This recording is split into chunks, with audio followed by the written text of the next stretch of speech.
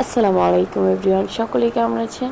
আশা করি সকলে অনেক ভালো আছেন। তো আজকে আমি আপনাদের সাথে একটা জিনিস শেয়ার করব। এটা ছোটোবেলায় অনেকেই পছন্দ করতেন।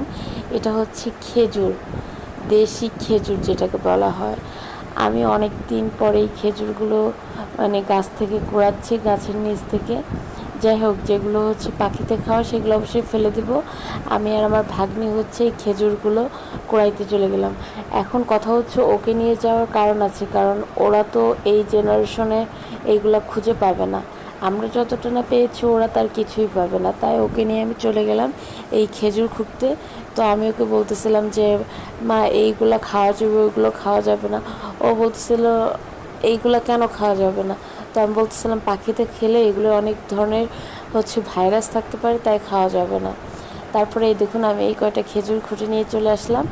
আর ও দু একটা ডাল পাইছে, তো ও বাসায় নিয়ে আসতেছে আর বলতেছে যে এইগুলা আমার নানু রান্না করবে লাকড়ি দিয়ে, তো আমার নানুর জন্য এগুলো নিয়ে যায়। তো আমি আর ও ওকে দেখানোর জন্যই মূলত আমি এই খেজুর গাছ তলায় গিয়েছি, যে ও দেখুক, এইগুলো শিখুক, কারণ ও তো এগুলো পাবে না। এর জন্যই আমি দেখালাম। আর এটা আমাদের বাড়ির একমাত্র বড় খেজুর গাছ। যাই হোক, এইগুলো খুঁটে আমরা চলে গেলাম অন্যদিকে আমার ছোট পুকুর বাসায়। তো ও যে দুইটা লাঠি পাইছে সেটার কথা বলতেছে, আর ও বলতেছে আমাকে একটা কাঁচা খেজুর দাও।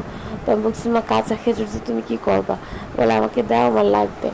এরপর আমরা দুইজনেই এইখান থেকে চলে গেলাম। এই যে আমার ভাগ্নি, ওই যে হাতে দুইটা লাকড়ি দেখতে পাচ্ছেন, আর আমার মার ফোনটা আমি ভুলে নিয়ে আসছিলাম। ও এই ফোনটা নিয়ে যাবে। এই আজকে আল্লাহ হাফেজ।